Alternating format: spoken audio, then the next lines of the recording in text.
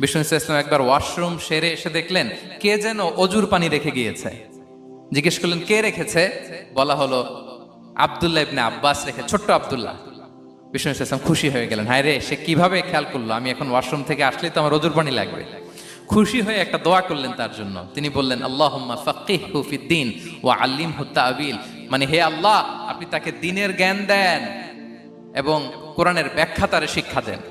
বিশ্বনবীর এই দোয়া এমন ভাবে কবুল হয়েছে, এই আব্দুল্লাহ ইবনে আব্বাস যত মুফাসসির পৃথিবীতে আসবে সকল মুফাসসিরদের সম্রাট হিসেবে আল্লাহ তাকে কবুল করেছেন। বিশ্বনবীর দোয়া তারা পেয়েছেন। উম্মে সুলাইম রাদিয়াল্লাহু তাআলা আনহা, আনাস রাদিয়াল্লাহু তাআলা আনহুকে নিয়ে আসলেন, বললেন নবী হে, আপনি এসেছেন, আমরা যে এত খুশি মদিনাবাসী, সবাই দেখে আপনার হাতে কিছু না কিছু হাদিয়া দেয়, আমি কি দিব? কিছু দেয়ার নাই, কিছু দেয়ার নাই, আমি গরিব মানুষ, আমি আমার নাড় ছেঁড়া ধন, কলিজার টুকরা আনাস, আমার শিশু সন্তানটারাই আপনারে হাদিয়া দিয়ে দিলাম।